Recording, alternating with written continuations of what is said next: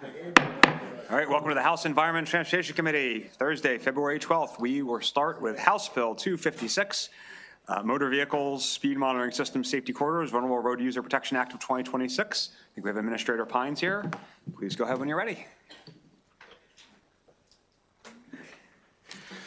Well, good afternoon, Chair Corman, Vice Chair Guyton, and members of the committee. For the record, I'm Will Pines, Maryland State Highway Administrator, and I'm here today to support House Bill 256. This is one of MDOT's departmental bills that's included in our Serious About Safety package. This bill authorizes the use of automated speed monitoring systems on state and local routes identified as the highest risk corridors in our vulnerable road user safety assessment. The bill also authorizes local jurisdictions that have local enabling legislation to use automated speed enforcement in these corridors as well. SHA will also consult with local jurisdictions during the appropriate placement of cameras for two purposes. One, to ensure appropriate placement at dangerous locations, making sure we get the location right. And second, to avoid any redundancy in the placement of cameras under locals' existing programs.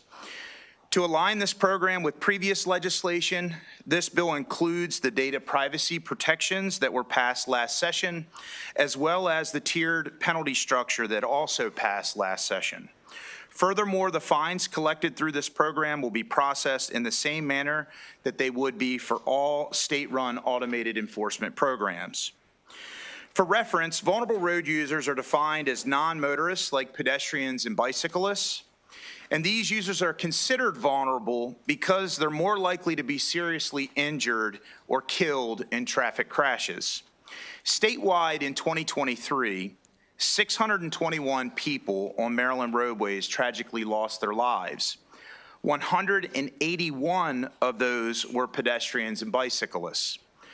Numbers for 2024 told a similar tragic story.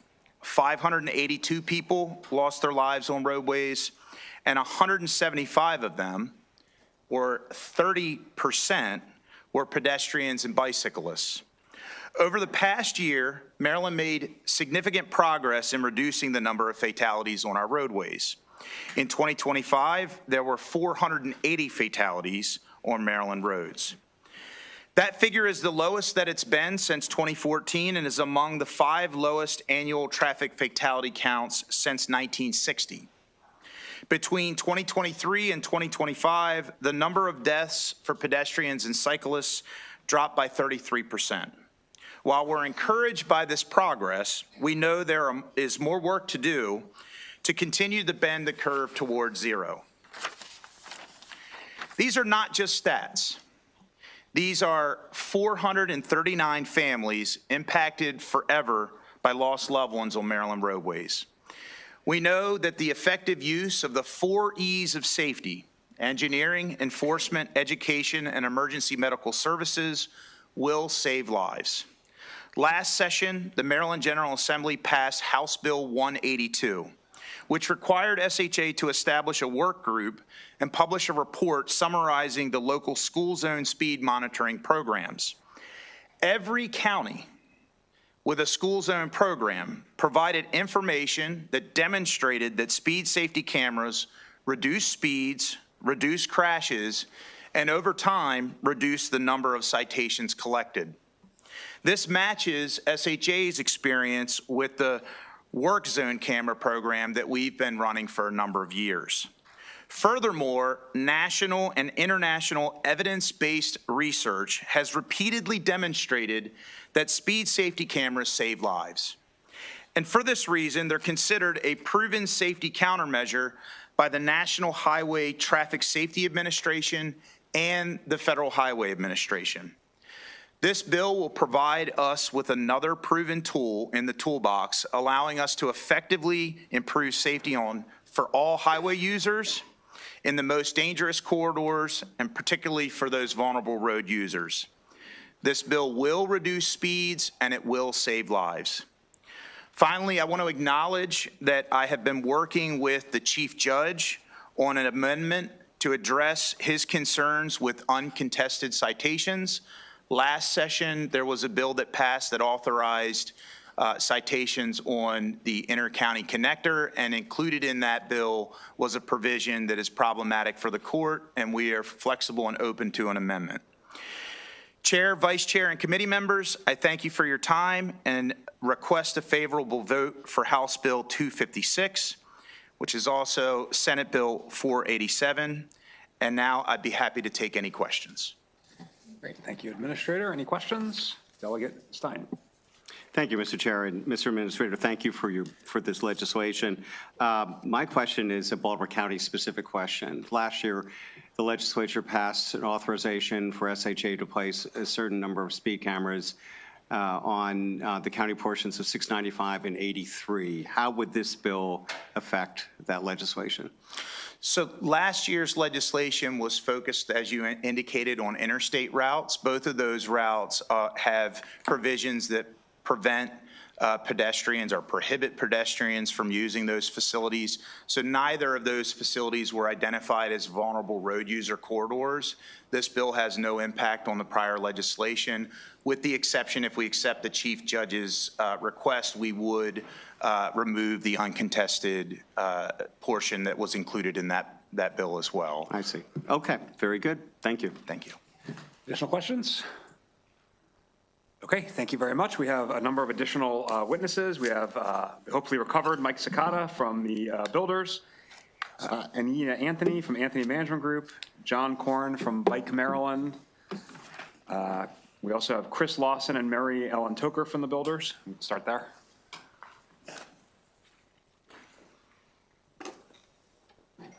Go ahead when you're ready. So I'll start off. Chair Corman and members of the committee, HB 256 saves lives. This bill saves lives by reducing crashes where the risk is highest. This bill gives Maryland the authority to slow vehicles in exact corridors where people are most likely to be seriously killed or injured. I'm Michael Cicada, President and CEO of Maryland Transportation Builders and Materials Association. And according to Maryland's official crash dashboard, zerodeathsmd.gov, our state recorded about 475 traffic fatalities in 2025. Around 100 pedestrian deaths were there. And those are about 100 families whose loved ones did not come home. Federal Highway Administration considers fixed speed cameras a proven safety countermeasure. FHOA reports that the fixed unit speed cameras reduce crashes on roads by up to 54%. If Maryland's highest risk pedestrian corridors experience reductions approaching that level, that could represent roughly 50 lives per year. That's nearly 3/4 of a school bus filled with children. That is a scale of prevention we are talking about. This bill does not authorize blanket enforcement. It deploys a proven safety tool in corridors Maryland has already identified through crash data as high risk for vulnerable road users. Those are the bike, ped, roll folks, the most vulnerable road users. I represent the men and women who build our infrastructure, our roads, bridges, intersections, crossings that connect people to jobs, schools, and family. Infrastructure matters, design matters, investment matters, but none of it can fully overcome reckless speed. When safety countermeasure has demonstrated the ability to cut crashes by more than half at treated locations, it's responsible to use it where the danger is documented. Targeted enforcement in documented high-risk corridors reduces crash and protects lives. On behalf of Maryland's traveling public, I respectfully request a favorable report.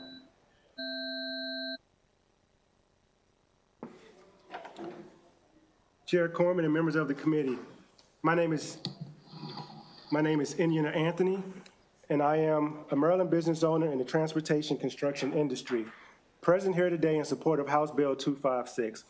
My firm, Anthony Management Group, works with departments of transportation agencies across the state, and our personnel are regularly on Maryland highways, bridges, and work zones, building and maintaining the infrastructure that connects families, jobs, and communities. For us, transportation safety is not abstract, it is personal and professional. Every day, there are hundreds of active work zones across Maryland. From 2019 to 2023, Maryland experienced more than 7,100 work zone-related crashes, resulting in over 2,500 injuries and 45 deaths. In March 2023, 6 highway workers were killed on I-695 when a speeding vehicle entered a work zone and struck them. Those were not statistics. Those were sons, brothers, fathers, and co-workers. I employ people who stand feet away from live traffic daily. When my crews reach the end of their shift, I want them to return to their families whole and not as a number in a crash report. Speed remains one of the strongest predictors of whether a crash becomes fatal. The same high-volume corridors that endanger pedestrians and cyclists are often the corridors where construction and maintenance work occur. Protecting vulnerable road users and protecting road workers are aligned goals. This act is not broad or unfocused enforcement. It is targeted and data-driven and ties speed monitoring to corridors identified through the Vulnerable Road Users Safety Assessment. It builds on the model established in 2024 Road Worker Protection Act, demonstrating that tiered enforcement in high-risk areas can change driver behavior. The bill also enables local participation and incorporates the privacy protections adopted last session. It aligns policy with documented risk and prioritizes the people who rely on our transportation system every day, to include workers, families, children, and the like. Good afternoon, Chairman Corman and members of the committee. For the record, my name is Chris Lawson. I'm the Government Relations Director for MTBMA. I am a lifelong Marylander, and before joining MTBMA, I spent 31 years with the Federal Highway Administration, working in various capacities to include transportation safety and project delivery. Over 3 decades, I saw firsthand how crash data shapes policy and how federal and state agencies partner to reduce fatalities. Speeding remains one of the most consistent contributing factors in fatal crashes nationwide. Here in Maryland, more than 7,700 crashes in 2023 involve speeding. This is not an anomaly, it is a pattern. At FHWA, we relied on data-driven countermeasures. Research consistently shows that automated speed enforcement, when used in documented high-risk corridors, reduces crash severity and changes driver behavior. What is compelling about this bill is that it makes meaningful connection between Maryland's vulnerable road user crash data and proven safety tools. It does not authorize broad expansion. It ties deployment to identified corridors. It includes privacy protections adopted last session. It aligns with the tiered penalty structure passed in 2024 under the Road Worker Protection Act. As both a transportation professional and a lifelong Marylander, I believe this is responsible, data-driven policy. Targeted enforcement in documented high-risk corridors saves lives. We respectfully request a favorable report. You guys mind making some room for John Corrin and Mary Ellen Toker? And then we'll do some questions. Chair, is Nigel Samaru on the list? Yes. Want to come together? Come on up. Thank you.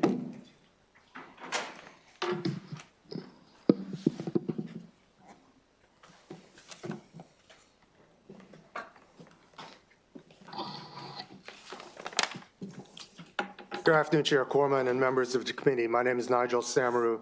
I'm on the board of Bike Maryland, a member of the Maryland Bicycle and Pedestrian Advisory Committee, chair of advocacy for the Baltimore Bicycling Club, and I'm here testifying on behalf of Bike Maryland and a statewide coalition of advocates.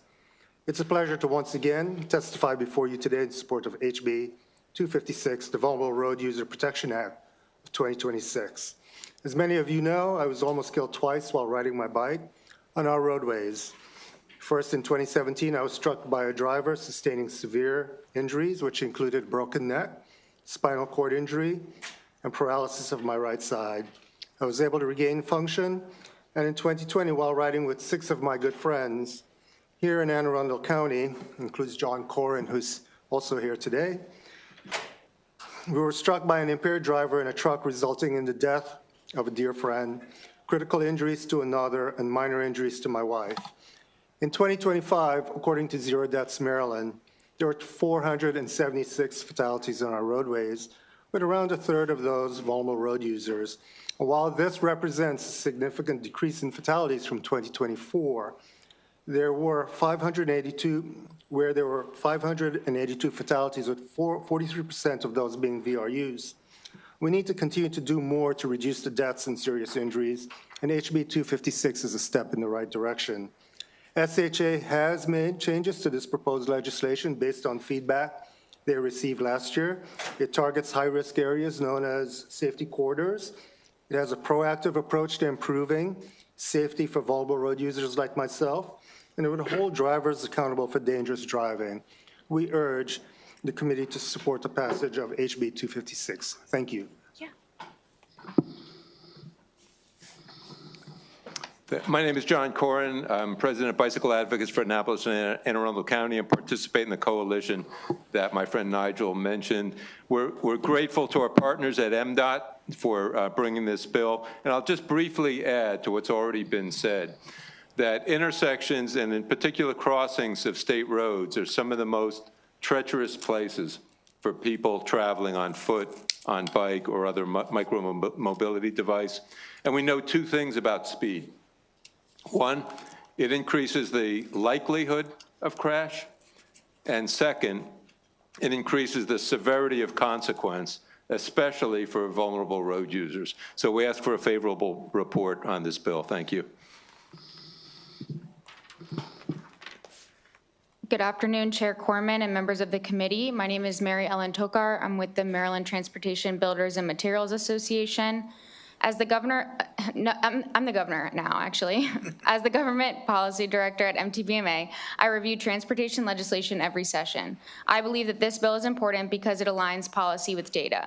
As you know, this bill will authorize speed monitoring enforcement on roads identified as high risk for vulnerable road users, so these are pedestrians, cyclists, and non-motorists. Speeding is a factor in roughly 1/3 of traffic fatalities nationwide. The relationship between speed and survival is exponential. When a vehicle's speed increases from the low 20s to the 40s, the likelihood of fatality rises dramatically. Research also shows that automated speed enforcement in high-risk corridors can reduce crashes by 20 to 40%. That is measurable impact.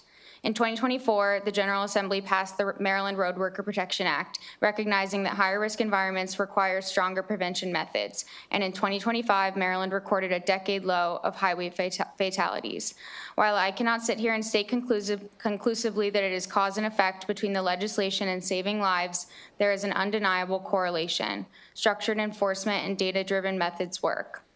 This bill builds on that model. It is limited to roads identified through the state's vulnerable road user assessment and incorporates privacy protections adopted last session and a penalty structure already implemented statewide. It is not broad expansion. It is legislation with a direct link between documented risk and provable outcomes. MTBMA strongly believes that this bill will save lives, and for these reasons, we respectfully request a favorable report. Thank you.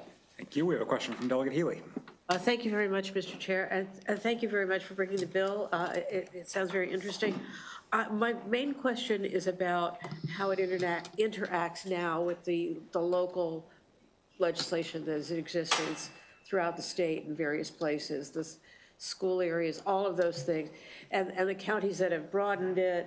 That we have 3 or 4 counties now that have more generic neighborhood kind of situations, but they're controlled at the local level.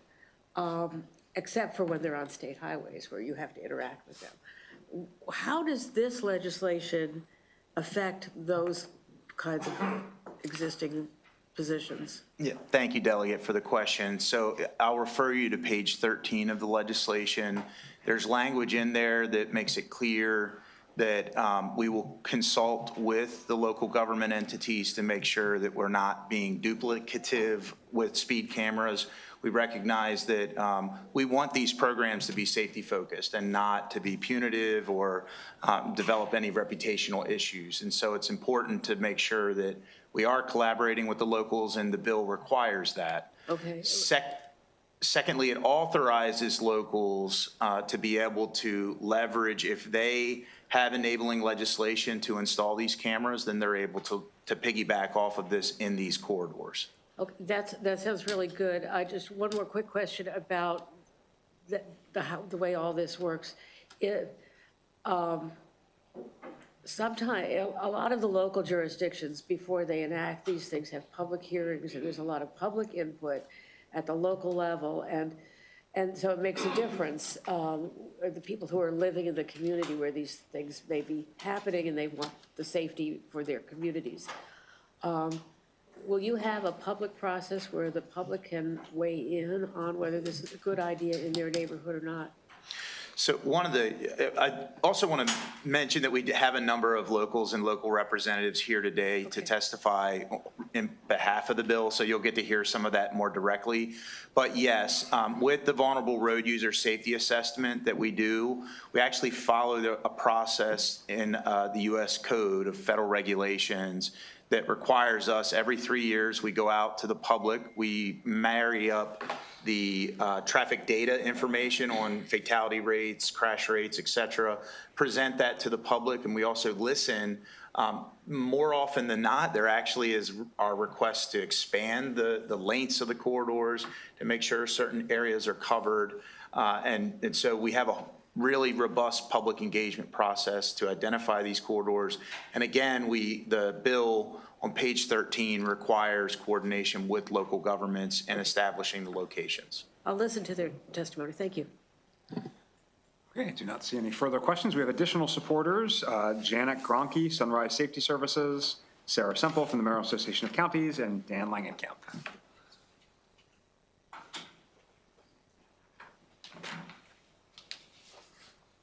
Janet had a family emergency. Okay, Mike, how you feeling? Much better, much better. Thank you, sir. Good. Happy to see you.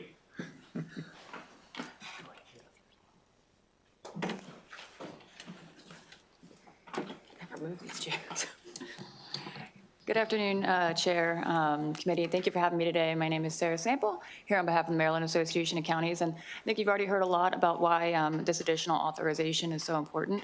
So we are absolutely in support of this bill. And the other thing I just wanted to point out is that there's been other times in the past where state authorization is extended in a particular area when it comes to cameras. And we were really happy to see that this one involved us from the start in terms of a local authorization. And I think and I hope that that's an indication of the state seeing us as partners and making sure that we can keep roadways safe. So we would certainly urge a favorable report on this bill. Thank you so much. Thank you, Chair Corman and members of the committee. My name is Dan Langenkamp. My wife was killed 3 years ago on River Road. Each year I try to advocate on behalf of a few bills. This year I'm advocating on behalf of this bill and another bill, SB or HB 107 for intelligent speed assistance. This bill, I think, has, with that bill, more potential than any other to save lives in our state. We know that a full quarter of all deaths on the roads are caused by speeding. And we know that a quarter of all deaths on the roads involve those biking and walking. This bill would address those two concerns in an important way. You know, by giving MDOT the ability to use speed monitoring systems in these designated corridors, HB 256 would not only help reduce roadway deaths, but it would make our neighborhoods more pleasant and more livable for family members like my wife, who was riding her bike from an elementary school when she was killed. This is a proactive bill, and it helps us make good on Vision Zero. You know, if we are going to live up to that standard, which Maryland by law has signed up to, we need to take proactive measures. We need to actually do something. I like this bill because it targets high-risk areas in particular. I like it because it takes a proactive approach to improve safety for vulnerable road users, utilizing automatic enforcement to prevent collisions before they occur. And the Federal Highway Administration reports that fixed camera usage can reduce crashes on arterial corridors, for example, by up to 54%. These are proven safety countermeasures that do work in making our neighborhoods safer. Finally, it holds motorists accountable for dangerous driving behavior. So I support this bill, and I urge a favorable report. Thank you. Great, thank you. And Dan, thanks for continuing to honor Sarah's memory by doing this work with us. We really appreciate it. And I do not see any questions. So I will bring up the unfavorable testimony with the judiciary here.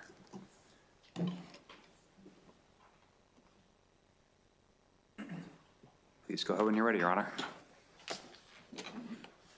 Thank you, and good afternoon, Chairman Corman and members of the committee. I'm kind of here for an unusual reason.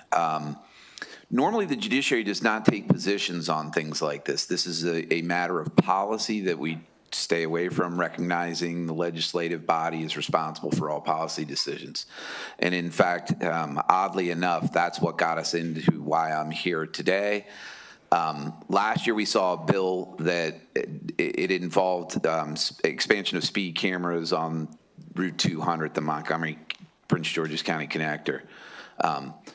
Didn't think much of it because it simply expanded the number of cameras on that route. Buried in that bill, shifted prior to that bill, the judiciary, particularly district court, has exclusive jurisdiction over this, only handled contested cases, not uncontested cases. And in fact, we don't know anything about the uncontested cases because the local jurisdictions or the MTA deals with those type of uncontested. They receive all the money, they handle the paperwork, they do the notifications. When someone contests a ticket, it comes to the district court, we adjudicate the case and send it back. We have a very defined business model that we've been doing for years. It's going great, it's fine. We missed the word uncontested in the bill last year, which sent shivers through me because it basically takes it from 6,000 approximately cases a year to over 300,000 cases a year, and we don't have any mechanism for accepting that. We don't even know who the people are that got uncontested bills. I've been very much appreciative of Administrator Pine's support on this. There is an amendment to this bill that would rectify all my problems and move this completely away from us opposed. I really don't oppose the bill. I believe it's good bill, except it's got that word uncontested in it again. So if that's removed, we'll withdraw everything. And there'll be no significant fiscal note. Does that make sense to everybody? I'm sorry. It's a little unusual of an opposition. I don't really oppose. I wanted to get that point across. Yeah, you're favorable with And he's been great. Chairman Corman, he really has been, and the whole MTA has been wonderful understanding my situation. Yeah, I think you're favorable with amendment. You just want to get your problem taken care of. Yes. That makes sense. I do have an additional question, though, which is about your IT system. Yes. And if your IT system needs some evolution to deal with this as we continue to do all these different automated enforcement programs for safety? So kind of that's the second part of this. What I'm looking at now is that a system that, so we have what's called an investment board in the judiciary when we have new technology initiatives, and that it goes through a vetting to decide, you know, how much is this going to cost, how big of a level effort is, and we're in the initial stages of vetting that. Independent of this, we were going to do that either. We thought about trying to leverage the e-tickets program that the Maryland State Police has. That's how we get all of our regular citations in. But that's a person-based system, and it's not owned by us, it's owned by the Maryland State Police. We could work with them, but that's an older, it works great, but it's an older system based on old technology. We're gonna need a new mobile system, but the business process works fine right now. We're handling everything, it's working, so. Great, thank you. Any additional questions? Okay, thank you. I never got to question a judge, so that was fun. That concludes House Bill 256. House Bill 253 is next. Again, the administrator, vehicle laws, heavyweight port corridor permits, regulations. This last one from me. Good afternoon, Chair Corman again, Vice Chair Guyton, and members of the committee. Again, for the record, I'm Will Pines, Maryland State Highway Administrator, and I appreciate the opportunity to be here today to support House Bill 253. This bill is another departmental bill that would repeal the requirement for MDOT to adopt emergency regulations for route changes for overweight vehicles traveling under the heavyweight corridor, port corridor permit. SHA administers this permit to overweight vehicles carrying manifested international freight in sealed seagoing containers.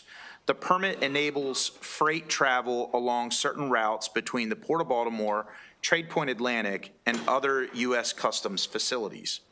SHA believes that eliminating the need for routing regulations will reduce administrative burdens, increase efficiencies, and enable SHA to respond quickly to reroute freight during emergencies. Currently, the emergency regulations process can take up to 6 months. After the collapse of the Key Bridge, it was necessary for SHA to alter truck routing. Under the current statute, SHA was required to implement emergency regulations, which delays the rerouting process. Furthermore, when Baltimore City replaced the bridge on Broning Highway over Colgate Creek, emergency regulations were enacted again to reroute freight to other approved highways. Eliminating the need for emergency regulations will provide SHA additional flexibility to change routes through Maryland One permitting routing system, which can be updated in a matter of seconds. SHA believes that this expedited routing effort will improve safety because haulers will not be forced to travel on roads or bridges with active work zones, as well as reduce delays of freight movement in and around the Port of Baltimore. This will allow for cargo to move more efficiently and travel along our highway infrastructure, bolstering freight and economic activity coming from the Port of Baltimore. The bill does not override any truck routing restrictions put in place by local jurisdictions or for local routes. SHA has coordinated with the Maryland Port Administration, Trade Point Atlantic, Ports America, and the Maryland Motor Trucking Association on this legislation. Lastly, I want to note that we are working with the committee counsel to ensure the bill conforms with the Senate version so that regulatory requirements are in alignment. Thank you for the opportunity to speak with you today, and I seek a favorable report for House Bill 253. Thank you. I don't have to look. Delegate Grammer. Thank you, Mr. Chair. I appreciate you meeting with me on this bill. Can you refresh me as to what the practical change is in stepping out of that regulatory framework? You want to take it? Sure. So essentially what this will do is it will allow the State Highway Administration to alter the routing of the permit like we do for every other permit that we issue for the state of Maryland. This one, for whatever reason, it didn't include the ability for us to make those changes using the routing program that has all the infrastructure data in it that would otherwise prevent a heavy truck from going over a restricted bridge. And by that, I mean, even if it was over the 80,000 pound maximum limit, they ultimately have a upward weight limit on them for the hauling permits to be restricted by. So what I'm trying to dig at is what might not be said. For example, if you have to do it by regulation, community input's required. What's required that will now not be required if we move out of this framework? I think hitting at the core of what you're concerned with, The process. Right. And in terms of process, I want to echo again that we understand that there are communities that have concerns about truck routing. When there are restrictions on routes that are reflective of those community concerns, this ability to use Maryland One system does not override those restrictions. We will continue to apply existing route restrictions. This does not alter any ability there. This just simply avoids going through the full regulatory process to do those routes. And again, we do a lot of hauling permits. For the record, this is Dwayne Pierce joining me from our motor carrier division. The Maryland One system routinely provides routing for all other forms of trucking in Maryland. We did talk to the original bill sponsor, Senator Sailing, that put the provision in where the larger bill included this regulatory language. That's kind of standard common language in a lot of bills, and he was okay with us moving forward with this legislation. Okay. I think maybe if you could schedule a meeting with me, I'd like to pick your brain a little bit more, if that's okay. Sure. Thank you. Absolutely. Delegate Huey. Thank you, Mr. Chair. Very quickly, I just wanted to ask if you had in any way engaged with the AELR committee on making changes in the way the regulations are done. Because in the AELR process, emergency regulations are really the only way that the legislature has to actually put a lot more scrutiny on any regulation in any department. So I just wanted to know if you had talked to anybody in AELR. We have not, but we will do that in response to that question. Again, candidly, our understanding of the original bill sponsor's intent wasn't to require these regulations and that the normal standard permitting process is effective. And it may very well be, and it's just dotting the i's and crossing the t's and make sure that everybody who has a stake in it has a chance to look at it. Understood. Thank you. Okay, I do not see any further questions. That concludes the bill hearing on House Bill 253. We'll turn to House Bill 248, Motor Vehicle Administration, Identification Cards, Licenses, and Permits, Repeal of Color Photograph Requirement. Administrator Neiser.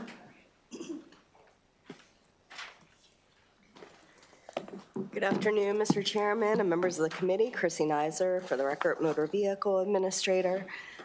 I'm here today in support of House Bill 248, which removes the current requirement to include a color photo on Maryland's driver's license, ID cards, or moped operators' permits. As you're aware, our card contains many security features, including the fact that it has a polycarbonate body, which just means it's many layers pressed together to really keep the strength and integrity of the process. It also has changeable laser images, so as you move it, you can see different images in there. Laser engraving, which embeds the print into the card itself, that makes it difficult to tamper. While traditional laser engraving on secure polycarbonate must be printed in grayscale, we know, and it's proven internationally, it's much more difficult to tamper with and to forge that kind of document, which is why we went several years ago to that standard. When we did that, we put the color photo on the back, but because color photo, or color printing, I'm sorry, on a polycarbonate body is not perfected and also will come off, we had to put a laminate on top of it, which causes additional costs, and it really doesn't serve any purpose for law enforcement. They will still always have access to our color photo in the records themselves. And so we believe these, taking the color photo off still maintains standards with real ID requirements, so there are no federal issues there. But by passing House Bill 248, it will drastically reduce our costs for printing over not only for the machinery itself, but our ongoing costs for maintenance. For those reasons, I respectfully request a favorable report for this bill. I'll be happy to answer any questions. Thank you. I have a question from Delegate Foley. Yes, really quickly. Thank you, Mr. Chair, and thank you, Administrator Neiser. Yeah, I have no problem with this bill. I'm just curious. So this is the picture or the photograph that's taken at the MVA, correct? That's exactly right. So it wouldn't require the driver or the user to do anything different than what they do now, is that correct? That's exactly right. Probably most people don't notice it. You have the larger photo on the front, you have the smaller photo in the back. That smaller photo is currently in color. It has a laminate on top of it, which has to be sealed. Again, that's because color laser engraving technology is just much more difficult and incredibly expensive, and so we'd save about $200,000 a year if we remove it. Great, and I just wanted to mention that my husband just went to the MVA today and just wanted me to pass along that he had a great experience there, so thank you. I'm very glad to hear that. Do you know what branch he went to? I'd be happy to pass it along.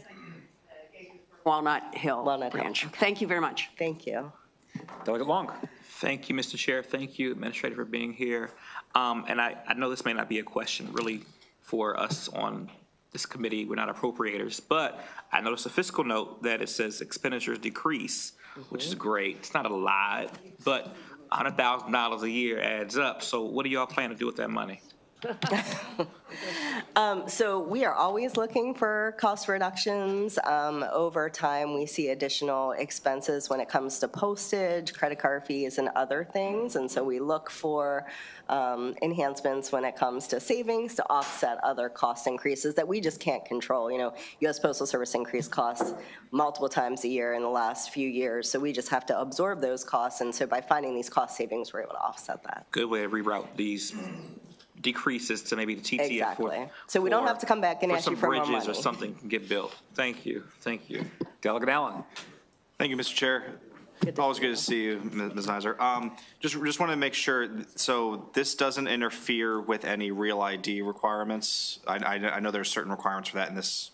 You're exactly right. And most other states that do the polycarbonate printing do not have a color photo, and that's because the technology is just not there, and they have been deemed compliant by the federal government. Excellent. Just want to make sure. Thank you. Thank you. What percentage are you up to on Real ID now?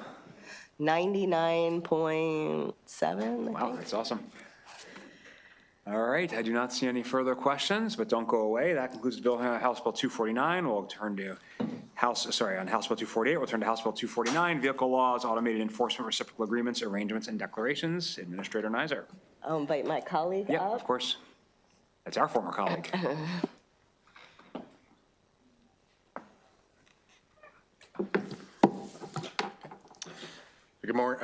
Good afternoon, Chair Corman, Vice Chair Guyton, and members of the committee. My name is Matt Michler, and I'm with the MDOT Secretary's Office. Here in strong support today of House Bill 249, a bill that would authorize the Motor Vehicle Administrator to enter into reciprocal enforcement agreements to enforce past-due speeding and red light citations against vehicles that are registered out of state. So as we're a Vision Zero state, MDOT's committed to eliminating all vehicle-related deaths and serious injuries on our transportation system by 2030. We've heard a lot today about the benefits of automated enforcement, so I'm not going to dig into that. We know that these are safety devices. They help keep our roadways safe. What I want to focus on is that these will make sure all the current mechanisms work effectively for our goals. The state currently lacks the authority to enforce past due automated traffic enforcement citations issued to out-of-state vehicles through registration flagging. And this inability to enforce the citations for out-of-state vehicles limits the effectiveness overall of automated traffic enforcement and creates a critical blind spot in our existing systems. So while this may sound like a new concept, new authority, the state's already doing this for tickets that are issued by law enforcement officers through the Non-Resident Violators Compact. And this reciprocity focused on speeding and red light running will deter unsafe driving through keeping these consequences on the driver and creating parity in enforcement between Maryland residents and those out-of-state individuals. I appreciate this opportunity and respectfully request a favorable report on House Bill 249. Great, thank you. Any questions? Okay, we have a number of additional witnesses. John Corn from Bike Maryland, Miguel Samaru, Bike Maryland, Janie Nam from Metropolitan Washington County Council of Governments, and Sarah Semple from MACO.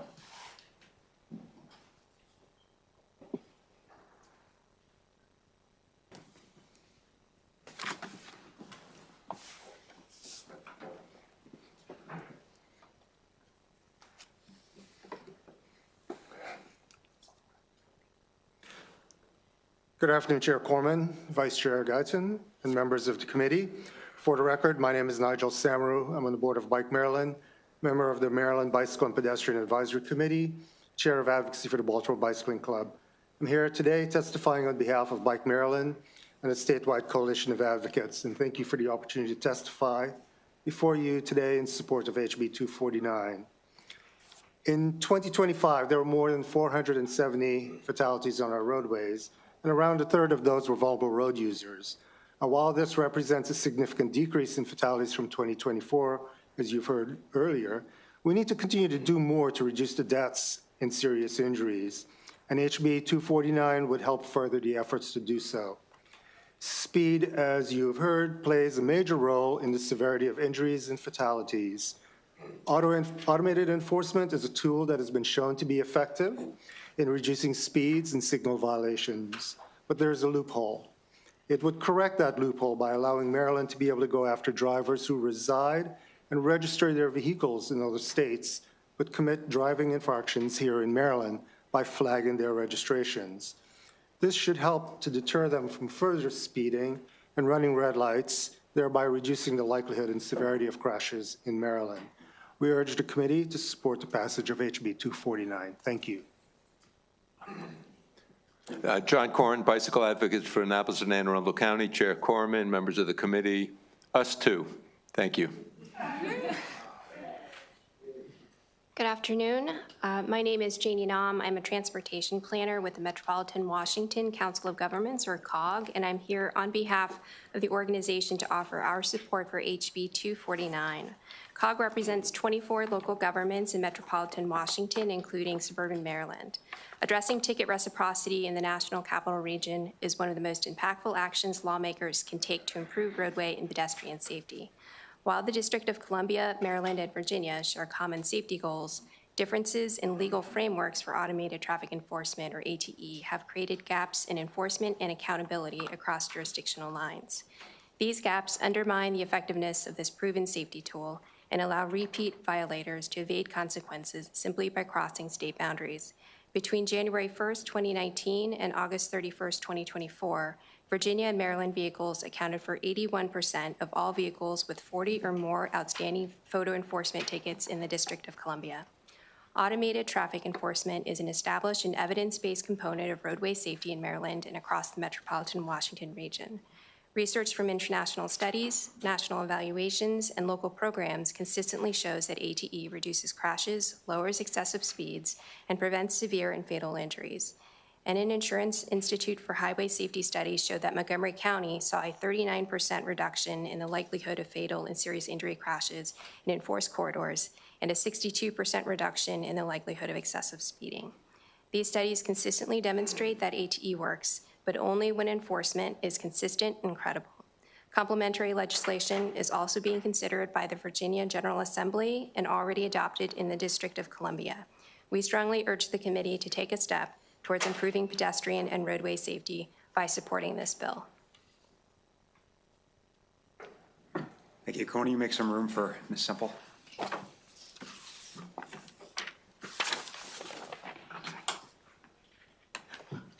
All right, thank you for having me again. My name is Sarah Sample.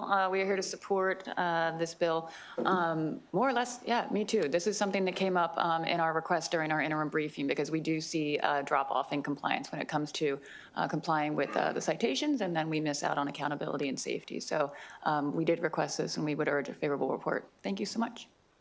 Thank you. I do not see any questions. That concludes the bill hearing on House Bill 249. We'll turn to House Bill 251, Vehicle Laws, Transfer of Used Vehicles, Repeal of Notarized Bill of Sale Requirement. Administrator Neiser. Good afternoon, Mr. Chairman, members of the committee. Again, for the record, my name is Chrissy Neiser, Administrator for the Maryland Motor Vehicle Administration. House Bill 251 removes a mandate that a notarized bill of sale be presented when titling a used vehicle if the car is less than 7 models year old and is being sold for at least $500 less than the retail value. It further removes a bill of sale as a component of calculating the excise tax owed when titling the vehicle in favor of using the estimated vehicle based on industry standards. Nationwide, many states are going through a process to transition their vehicle titling programs from paper-based to electronic systems. MDOT supports House Bill 251 as it will allow the MVA to facilitate that transition to the electronic transfer of vehicle records, more commonly known as e-titling. E-titling offers customers added security and faster processing of their vehicle title, which is often their most expensive or second most expensive asset, and we want to make sure that the security of that is maintained. MVA also wants to develop improved standards to replace paper titles with secure digital records that improve fraud detection and interoperable systems between vehicle owners, dealers, wholesalers, and other jurisdictions. We have been a leader in this space, working with our jurisdiction, our association, I should say, to develop this interstate solution. In addition, removing this requirement removes a barrier for our customers, makes the transaction more seamless. And I will just add that we check these national standards electronically every time we title and register a vehicle anyway. So it really makes having that requirement for the notarized bill of sale, frankly, an antiquated process. And again, just looking to update those standards as we move towards electronic processing. For all those reasons, I would respectfully ask for your favorable consideration. Great. Any questions on this bill? Delegate Jacobs. Thank you, Mr. Chairman. Thanks for being here, Chrissy. Good to see you. Excuse me. You know, I know that currently, if somebody buys a used boat on a trailer and all that, the trailer's supposed to be notarized, a bill of sale, correct? Yes, it's a requirement in terms of all vehicles, so whether it's trailers or, you know, your traditional vehicle. So just walk me through real quick, going forward, that you're repealing that requirement. So what happens now if somebody buys a boat, motor, trailer? So for every vehicle, yeah, there is a nationwide standard for what the value is, right? And we check that every time we title and register a vehicle. And so on the back of your title, currently, the paper title, and in the future, an electronic process, you agree with the seller, buyer and seller agree on a price. And so we will check that price against the national standard as we calculate what is due from an excise tax standpoint for that sale. So how do you determine the trailer value? That's kind of my question. Yeah, there are standards for trailers as well as your other vehicles. Thank you. You're welcome. Any additional questions? Delegate Baker. Thank you, Mr. Chair. So if I buy a used car from Jay, and I give him he wants $500, and I write that on the title, you do the national data thing, and it comes up $1,500. How much? What do I pay tax on? So generally, it's actually a range. I shouldn't say it's an exact number, right? Because every vehicle, some vehicles have less mileage. Even if they're the same age, there's different standards, garage kept, everything. So as long as it's within the range of the vehicle, then whatever you agree to with the seller is what the price would be based on, excise tax would be based on. And that does not have to be notarized? That's the request under this bill, yes, that bill of sale being notarized would not have to be part of the transaction as it is today. Okay, do not see any further questions, so thank you, Administrator. Thank you. That concludes the bill hearing on House Bill 251. We're going to turn to House Bill 212, our friend Delegate Addison, Vehicle Laws, Out-of-State Vehicles, Improper Registration. Delegate Addison, welcome home. I miss you all. I really miss you. Are we recording?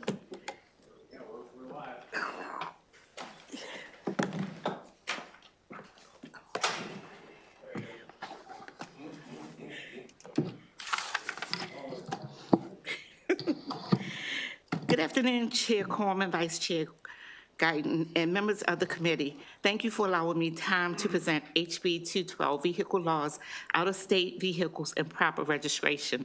For the record, I am Delegate Jackie T. Addison, and I have graciously had the opportunity to present this bill for the past 3 years.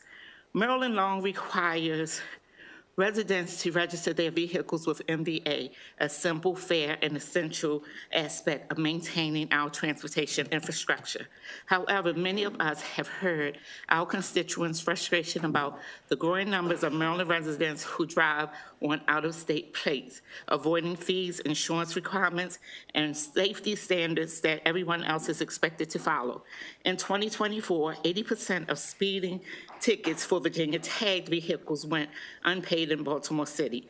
Additionally, in 2025 alone, Baltimore City issued over 68,000 parking tickets to out-of-state vehicles, 48% of which had Virginia license plates. And these numbers continue to increase the longer we delay. House Bill 212 addresses this issue by first creating a formal warning and compliance window. If the MVA has probable cause to believe that a Maryland resident is improperly using out-of-state tags, the agency must issue a warning. The individual then has 60 days to properly register the vehicle or provide proof that the vehicle is not required to be registered in Maryland. Then the bill established a fine for noncompliance without a response within 60 days. The MVA may issue a $7 per day civil fine, capped at 60 days. Finally, the bill provides a final enforcement for chronic violators. After 120 days with no compliance or demonstration that the vehicle is exempt, the MVA must notify the appropriate jurisdiction. The state's attorney may bring a civil in-rem action and seek immobilization until the matter is resolved. Improper out-of-state registration shifts costs to law-abiding Marylanders. It undermines local revenue that supports road maintenance and transit. HB 12 does not create new penalties, nor does it attack visitors, commuters, and new residents. Instead, it gives the MVA and local jurisdiction a tool that ensures all Marylanders residents meet the same obligation. With that, I hope to receive a favorable report on HB 2. Oh, thank you so much. Thank you. You can begin when you're ready. Good afternoon, Chair Corman, Vice Chair Guyton. My name is Ilana Jones, and I'm the Senior Advisor to Mayor Scott for State and Federal Relations. I'm here to testify in support of House Bill 212 on behalf of the Baltimore City Administration. House Bill 212 establishes a process to bring vehicles owned by Maryland residents that are improperly registered into compliance with Maryland vehicle laws. This would happen by applying a civil fine each day to a vehicle that remains improperly registered, as Delegate Addison has already stated. In addition to that, current law already requires new residents who have moved to Maryland to register their vehicles within 60 days of changing residency. In Baltimore City and around the state, there has been an increase in the prevalence of out-of-state license plates. The statewide registration requirement is in place to ensure that vehicle owners are in compliance with critical state motor vehicle laws, such as vehicle emissions testing, insurance requirements, and others, to ensure compliance with administrative penalties for citations and other important measures intended to promote public safety. In Baltimore City between 2023 and 2025, 7,075 non-fatal crashes involved out-of-state tags, Virginia specifically. 14 fatal crashes also involved out-of-state plates. 81.667% of camera citation issued to Virginia tags in 2024, and this is in comparison, to all states, not Maryland withstanding, who were issued citations in Baltimore. The state and city both have vested interests in determining vehicles that are registered properly to owners who maintain permanent residence within the state of Maryland. This legislation removes uncertainty and creates a well-defined process. For these reasons, I respectfully request a favorable report on House Bill 212. Thank you. Thank you so much, and thank you for bringing this bill back to us, Delegate Addison. Can you just remind, for some of us who are new in this room, what happened with this legislation last year? So it passed the House, it stalled in the Senate. Okay, but this committee voted it out. This committee voted it out. As did the House. All right, thank you so much for that reminder. I think that's important. Delegate Jacobs. Thank you so much. All right now. Delegate Addison, glad to see you back. And, Thank you. I know you miss it. So there's a letter from Maryland Farm Bureau, and I've heard from many farmers also about this issue of the Class G trailer tags. And so would you consider amendment to take agriculture out of this bill? So what I did was I spoke to Delegate Corman, and I gave him the amendment because we worked so hard on this bill. And so I wanted to see if we all could work together to make sure that we do an amendment for that. Thank you very much. You're welcome. Come back every day. Delegate Ziegler. All right, thank you. Delegate Oldham. Welcome. Thank you very much, Madam Chair, and welcome Delegate Addison. And I just have a few questions, because we're concerned in my jurisdiction as well with a number of vehicles. We're concerned as well with a number of vehicles in our area that reside close to Virginia, some not so close to Virginia, but still have Virginia tags. And one of the frustrations has been the enforcement of it. And one, I guess, is this exactly the same verbiage or language from the previous bill, since I wasn't here then? Yes, it's for all out-of-state tags, all out-of-state. Okay. And so the enforcement piece was often a question when some of the people were talking with law enforcement. In the bill, the enforcement up until 120 days, as I heard you quote, would be the onus of the Motor Vehicle Administration? I can hardly hear you. Okay, I'm sorry. Let me try to speak up just a little bit more. The enforcement of the legislation, should it pass, would be on the Motor Vehicle Administration for the first 120 days? Yes. Okay. And so that was an area that I know there was some question about that, because a number of law enforcement admittedly say, well, we can't do anything until a certain period passes. So I don't know if you've ever considered that. But I think it's great to approach it the way that you've approached it. But I just wanted to point that little bit of information out to you and ask if you had considered maybe in any way being able to put law enforcement involved in the process early on.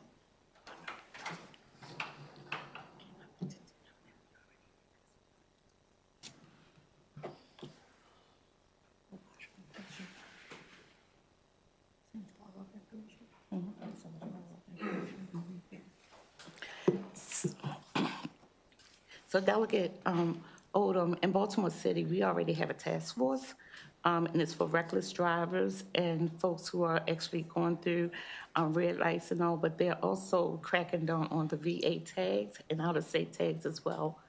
So I know that since last week before last, we have a task force with the Baltimore City Police Department.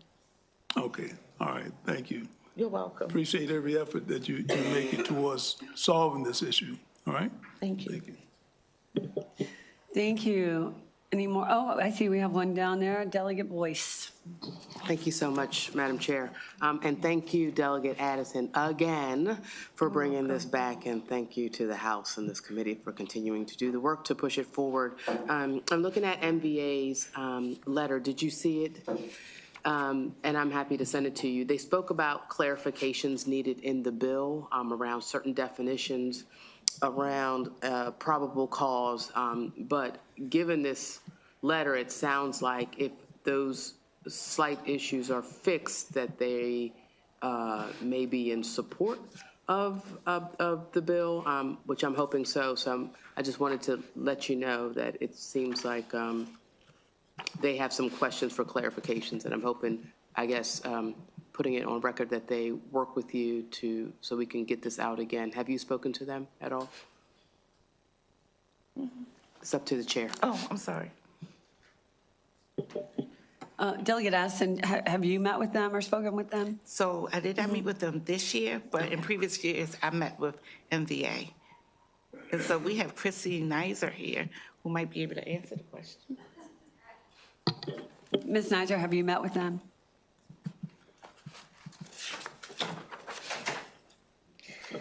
Chrissy Nizer, Motor Vehicle Administrator, for the record. So yes, we provided our position paper to her staff yesterday, and we are actively working with the committee council to come to the best solution, including law enforcement. I know there's some additional language that might be needed for that. We understand the concern about the farm tags. We're trying to make sure that we get a bill that passes both houses this year. So we're committed to working with everybody to make that happen. Okay, thank you. That was a great answer, and that's a wonderful question. Delegate Boyce, do you have more? All right, thank you. All right, we have one virtual witness, unfavorable, Francis Alessandrino. Are you with us? Yeah. Yes, ma'am, I'm here. Good afternoon. All right, you may begin. Residents registering their vehicles out of state as a reaction to the 78% increase in registration fees and a 64% increase in the emission testing fees that residents can't afford. Increases of this magnitude penalize citizens that already struggle to meet the high cost of utilities, fuel, and food. It is not residents avoiding insurance requirements, as was promoted during the legislation to raise the fees. Virginia and many other states have the same vehicle insurance requirements as Maryland. It is not residents avoiding emissions testing, as was also promoted during the legislation to raise the fees. Maryland has a 90% pass rate on emissions testing. The Honorable Delegate Christopher Eric Boucher has introduced legislation to repeal the obsolete, costly, and unnecessary vehicle emissions inspection program.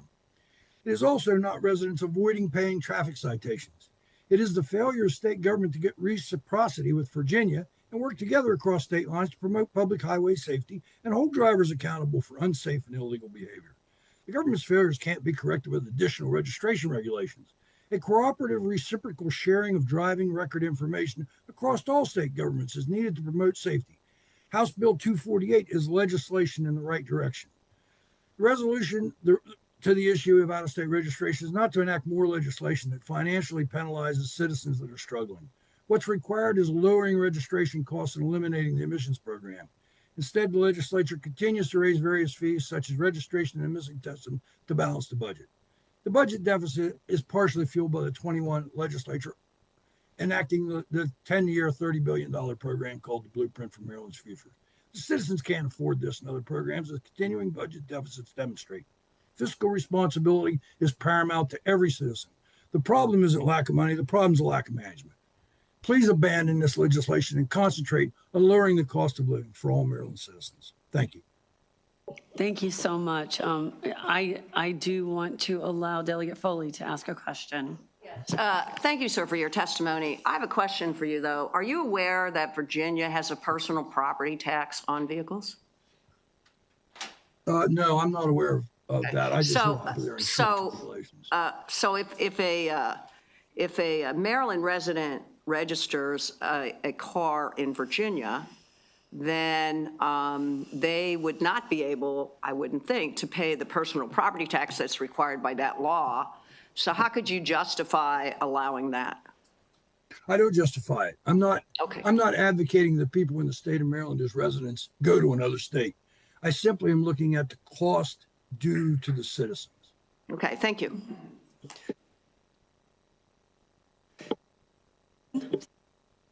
Hearing for House Bill 212. Thank you, Delegate Addison. All right, and we will move on to our next bill, Delegate Lehman, 381. Is she with us? Yes, she is.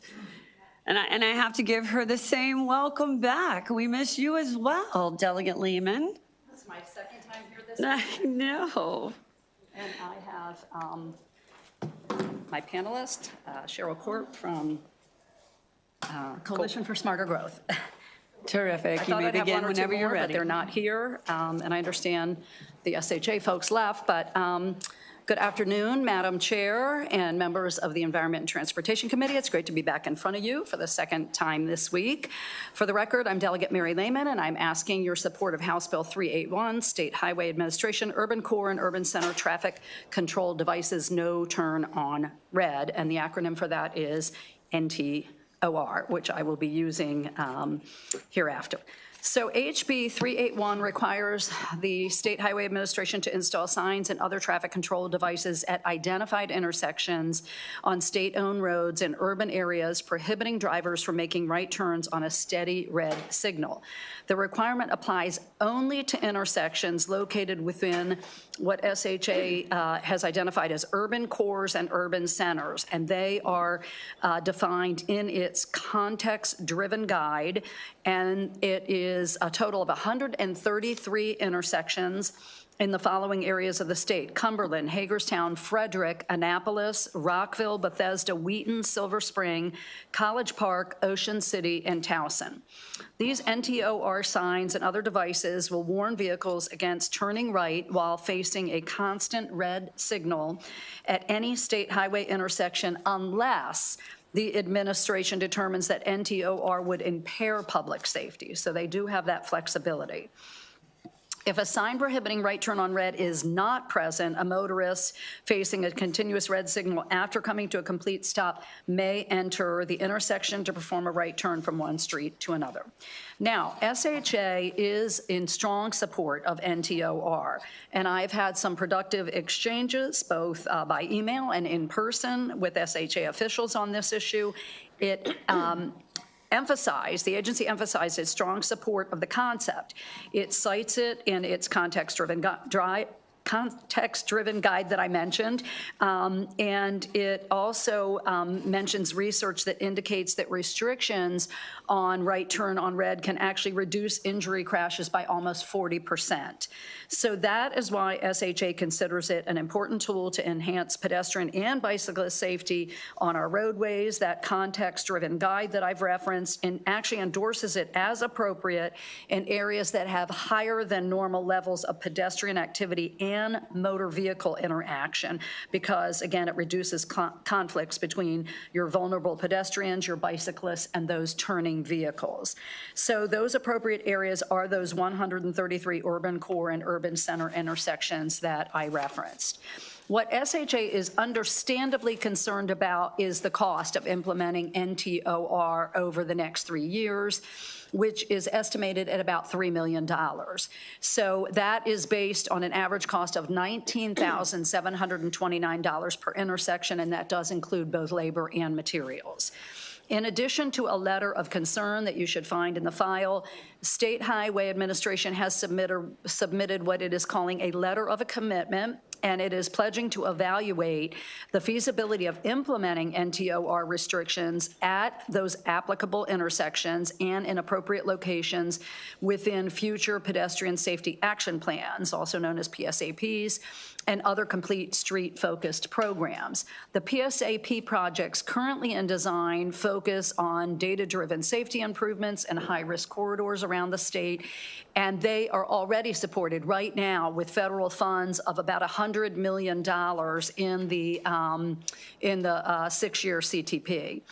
So SHA has committed to conducting, and you'll see this in its letter, engineering evaluations consistent with state and federal guidance, including analysis of pedestrian activity, crash history, site distance, signal phasing, and operational impacts. Where these evaluations indicate NTOR restrictions would enhance safety for vulnerable road users, SHA is saying in writing that will incorporate signs and signal modifications into project design. And finally, it has also committed to engaging directly with impacted communities through the public involvement process.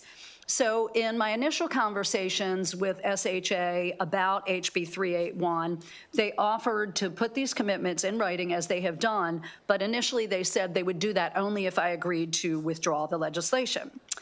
I responded to that by saying I would be willing to do that, but only after they would put their commitment in writing, and that I thought it was very important to go forward with today's public hearing because I wanted to both educate lawmakers about the importance of this issue and the targeted use of NTOR, but also giving advocates like Ms. Court and others, bicycle and pedestrian advocates, the opportunity to weigh in, to push for these changes, and even to recommend some amendments. And in the testimony, written testimony, and in Ms. Court's testimony, there are some good suggestions. For example, Maryland National Capital Park and Planning Commission, its general counsel, which means both Prince George's and Montgomery counties, recommended that State Highway should provide written justification for any urban core or urban center intersection that it believes should be exempt from no turn on red.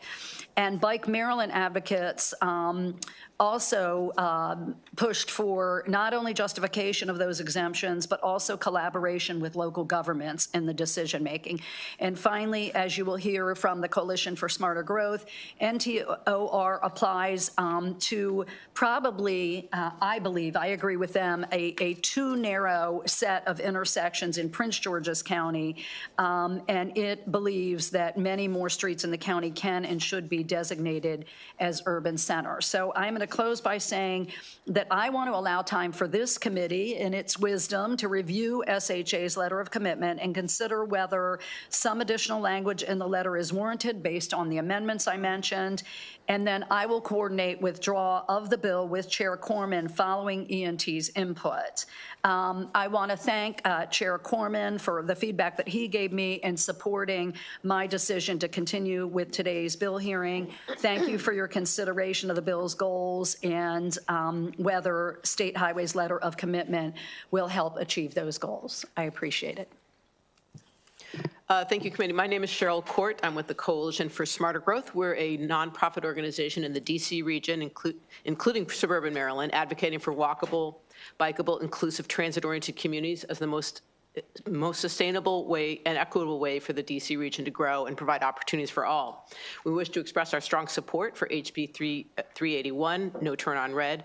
Right turn on red prohibition in urban areas is a basic pedestrian safety rule. Safer streets for walking and bicycling are the foundation of successful main streets and downtowns. Right turns on red were rare as a practice before the 1970s when the federal government pushed state governments to permit right on red turns.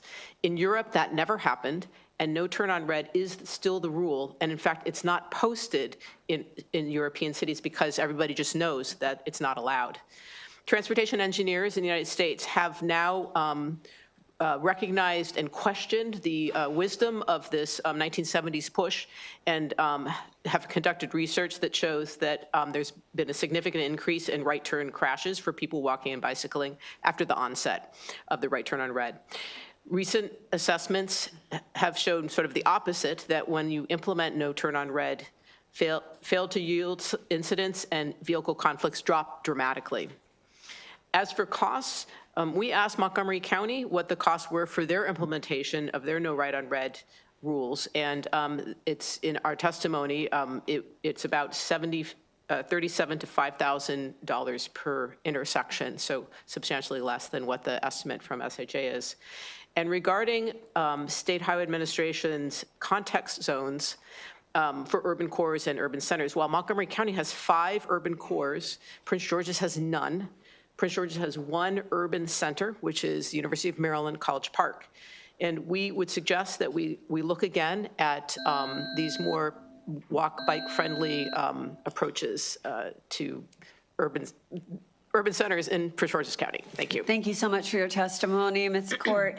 Of course, we will allow questions. I do want to reiterate the sponsor has expressed her intent to withdraw the legislation, and I want to make sure that's accurate before we begin our questioning, dependent on review of the letter that we have right here from SEJ. Absolutely, Madam Chair. I am willing to do that, but I would like this committee to take a look at that letter of commitment, however you choose to do that, at the subcommittee or full committee level, and whether what State Highway is committing to in writing will get at the goals of the bill.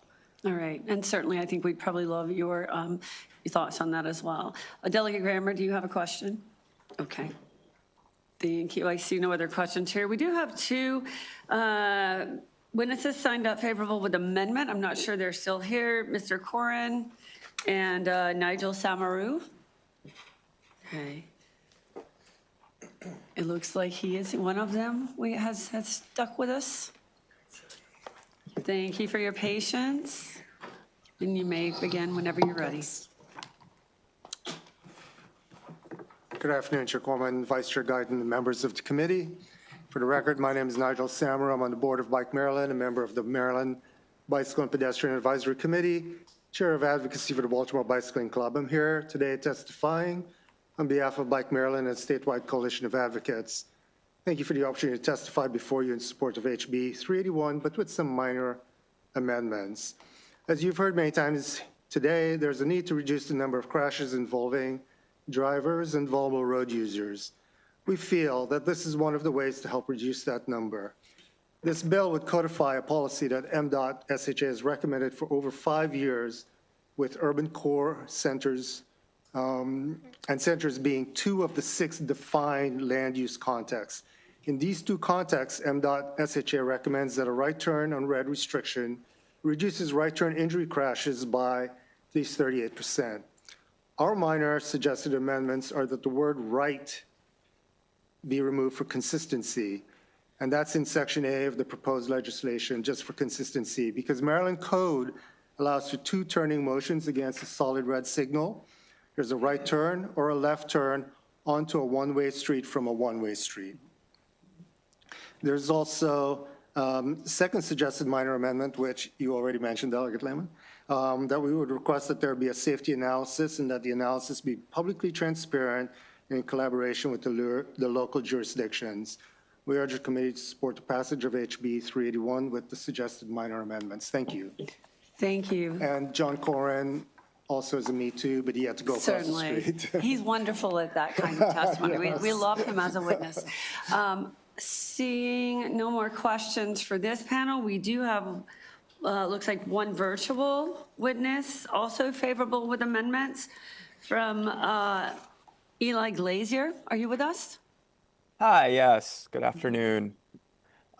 Chair, Vice Chair, and members of the committee, thank you for the opportunity to testify today.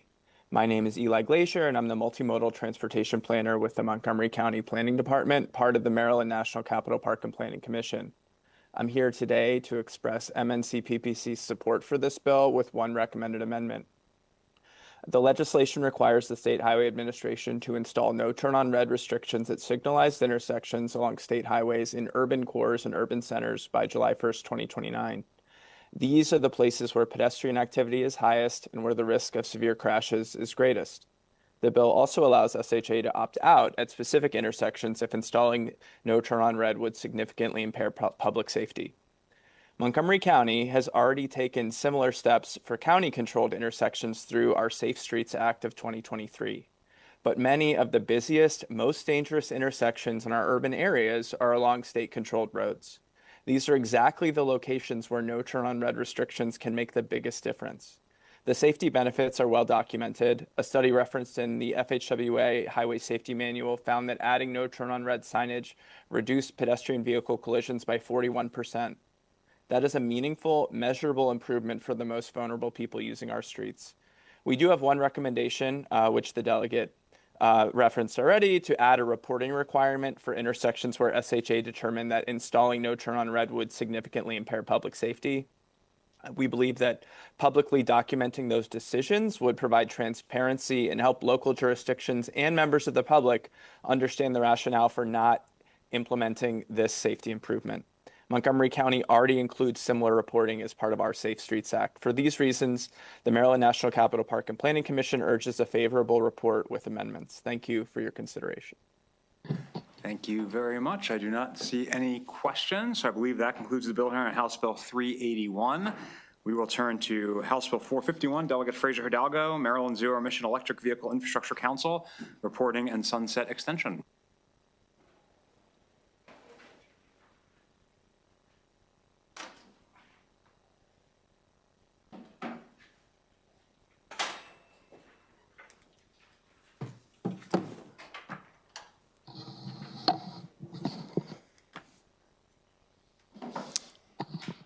Thank you, Mr. Chair and Madam Vice Chair, for allowing me to present House Bill 451. House Bill 451 is the Maryland Zero Emission Electric Vehicle Infrastructure Council reporting and sunset extension. Many of you have known for years that in 2011, the General Assembly set up the ZVIC, or Zero Emission Vehicle Committee, which reports to the General Assembly and the Governor as to how we're doing on the transition to electric vehicles and charging anything and everything electric when it comes to vehicles. And in 2019, we tweaked it a little bit and changed the name, and it actually expires now. So given kind of the loss of a lot of the federal tax credits and some of the challenges that we've had with promoting electric vehicles and reaching our goals, that's what this committee, this commission is designed to do. And so instead of having it lapse, what this bill does is it just extends it until 2031.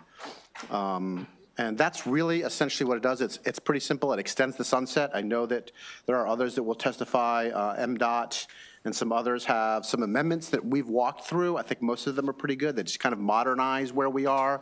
I'm happy to walk through the subcommittee with the subcommittee chair, kind of what those amendments are, and I'm sure that the other advocates from the state will be happy to do so as well. And with that, I'm happy to answer any questions. Thank you. I do not see any questions. We do have a very important virtual witness, though, I see. We'll bring up Andrew Fraser from eMotion LLC. Thank you. Thank you. Thank you very much, Delegate Corman. Again, it's Andy Fraser. I'm with eMotion LLC. We provide EV training and education. And I think this bill is really important for many reasons, but one of the most important is that we really have just so much misinformation as far as EVs and coming from fossil fuel. It's just unbelievably bad. People just don't understand this stuff. And this we need ZVIC now more than ever, especially with the freezing of the NEVI funding from the federal government to install EV infrastructure. Right now, we've only met 50% of our goals for EV adoption in the state, and this is just absolutely not the time to end ZVIC.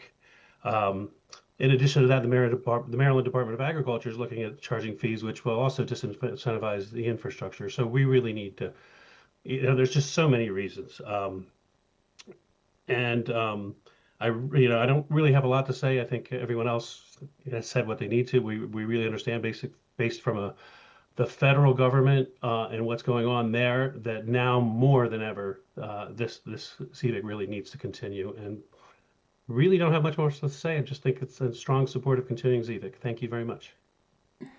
Thank you. I have an important question for you. Okay. Who is your favorite sibling on the ENT committee? This guy named David. I think that's his name. Yeah. Great. Any? Chair Corman.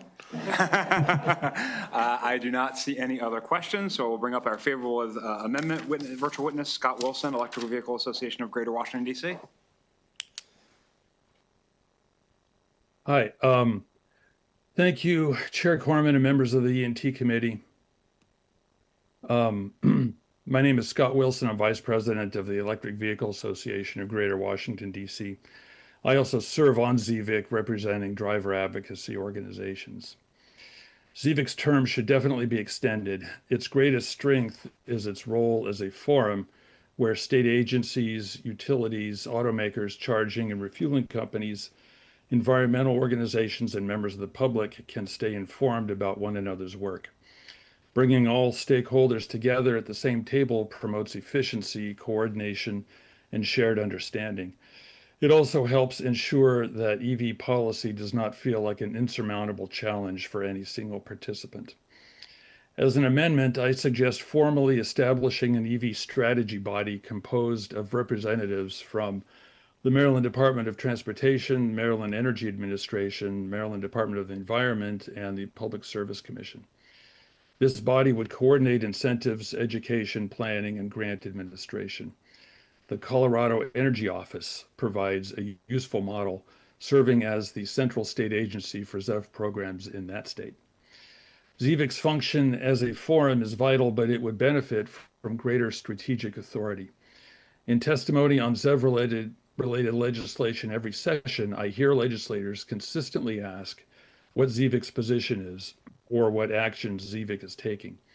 While ZVIC currently provides valuable informational letters reflecting consensus views on pending bills, Maryland would benefit from a clear center of gravity for ZEV policy, one that looks at the big picture and ensures coordinated action and measurable progress towards statewide ZEV goals. Thanks. Thank you very much. I do not see any questions. So that concludes the bill hearing on House Bill 451. We'll turn to Delegate Cardin, House Bill 174, Motor Vehicles and Marine Vessels Transfer on Death Designations. And if you have a panel or anything, feel free to bring them up. Good afternoon, Mr. Chair, members of the committee. It's great to see you. It's great to be here. I have 2 bills in your committee this year. This is the first, and I'm thrilled. And I'm thrilled it's not a pedestrian bicycle bill that I used to bring in every year long before you served as chairman, but it was a lot of fun to have to deal with you guys at that point. I now have both I've been stalling for time because my witnesses were outside and now they're in, so great. The members of the committee, I ask you for a favorable report on House Bill, let me just make sure I have the right number, because I know number 174. I'm Delegate John Cardin for the record. This is a simple bill that the Maryland State Bar Association asked me to bring to try and make it easier for people to facilitate transfer of title of their vehicles, whether they be motor vehicles or marine vehicles. Maryland law currently provides that only an individual, a sole owner, may designate a transfer on death beneficiary in the Motor Vehicle Administration system on a certificate of title for motor vehicles. And similarly, in the marine area, Maryland law currently provides no option whatsoever for any owner of a marine vessel to designate a TOD beneficiary in the Department of Natural Resources.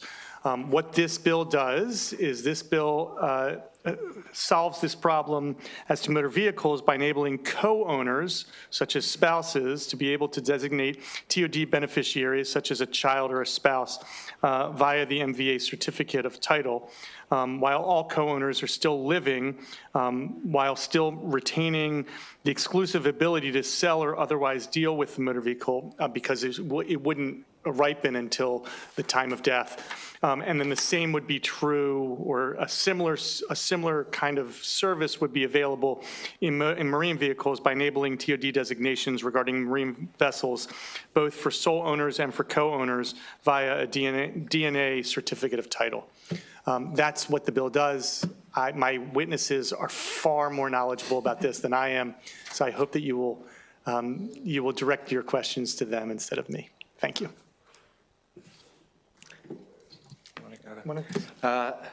Thank you, Chair Corman, and thank you, committee members, and thank you to Delegate Cardin here today.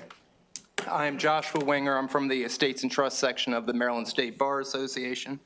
And on behalf of the MSBA, we thank you for your time considering this bill today, which is also cross-filed as SB 0145. This bill absolutely is an important tool that can benefit Marylanders throughout the state. As a practicing attorney, I can confirm that there are many motor vehicle owners who have utilized Transportation Code 13115 in its current form. It's a valuable tool to pass ownership on at death. However, the current law for many Marylanders shuts them out for being able to designate a transfer on death beneficiary, commonly called a TOD beneficiary. First, as to motor vehicles, which are titled, of course, through MDOT, MVA, joint owners cannot designate a TOD beneficiary whatsoever until a co-owner has passed away. So, for example, parents who co-own a property or co-own a car, motor vehicle, cannot designate a child of theirs, frankly, until one of the parents has died who co-owns it. As to marine vessels, which are titled, of course, through the Department of Natural Resources, it's completely impossible to designate a TOD beneficiary on a marine vessel, which is particularly in a state like this with lots of water. There's lots of boats that are titled. HB 0174 effectively and succinctly solves this problem. As to motor vehicles, it will expand it so that all co-owners can do this. And as to marine vessels, it enables it from the very beginning and will bring it up to par with co-owners, just like what this bill will do for marine vessels. As to the Register of Wills, I will defer to my left here, but I would venture to say that this will help eliminate the need for small estates where somebody, all they has is a boat or a motor vehicle that would need to go through probate. Good afternoon, Chair Corman, Vice Chair Guyton, and members of the committee. My name is Byron McFarland. I am the Register of Wills for Howard County, and I chair the Maryland Register of Wills Association's Legislative Committee. Our association has unanimously decided to support this legislation. I want to thank Delegate Cardin for introducing it. This really is common sense policymaking from our perspective. The current law, which allows for an individual, and I personally benefit from this because I'm not married, I don't have children, so I don't have a co-owner of I have a car, but I don't have any logical person to co-own that vehicle with. So for me to keep that vehicle out of probate, to keep my heirs, my family from having to come to the Register of Wills to go through the process of dealing with that vehicle, they will simply be able to go to the MVA. So there's one, and they'll transfer the title. So what this does is build on what I think is a huge success in current law, which is a low-cost way for people to keep their motor vehicles out of probate. You'd be surprised at how many times we open estates just for a car. On a personal level, back in 2009, my grandfather passed away. He was a resident of Baltimore County, and when he passed away, his only asset that he didn't have titled with my grandmother was his car, because my grandmom didn't drive. So why would he have her on her title? And I think there are a lot of Marylanders who fall into that category. And so it builds on the success of current law by letting people who have jointly owned vehicles and by people who have solely owned or jointly held vessels to basically skip one level of bureaucracy as they're dealing with so much confusion and so much emotional turmoil after the death of a loved one. As my colleague from the bar said, this would affect mostly small estates. We don't charge fees for those estates. So there really is not, and I think this should be reflected in your fiscal note, should be a minimal to really insignificant fiscal impact on the state. And we think it's common sense, and we ask for a favorable report. Thank you. Thank you very much. We have a question from Delegate Long. Thank you. I'll make sure it isn't that so question, I promise you. Thank you for bringing this bill as one that buried a grandfather and an uncle back to back, and they were in the same scenario. And as a personal rep of the estates, I went through the same exact experience. So this is going to really help Marylanders all across the state, isn't that so? Yeah, it keeps Marylanders out of probate, out of having to deal with opening up a state and dealing with the Register of Wills, who are wonderful people. By the way, Mr. Chair, my Register of Will, Alexis Rohde, is testifying right now over the Senate. She's supposed to be here, but she's not going to be testifying. And it keeps the costs down for having to deal with this, as the Register of Will already said. So this is good for everybody, and there's really, I mean, as far as I know, there's no opposition to it. So I know Margaret Phipps, the Register of Wills for Calvert County for Life, was ecstatic, so thank you. Appreciate it. Okay, I do not see any further questions. So that concludes the bill here on House Bill 174. Thank you, Delegate. We'll turn to House Bill 210, Delegate Foley, Motor Vehicles Out-of-State Driver Accountability Act.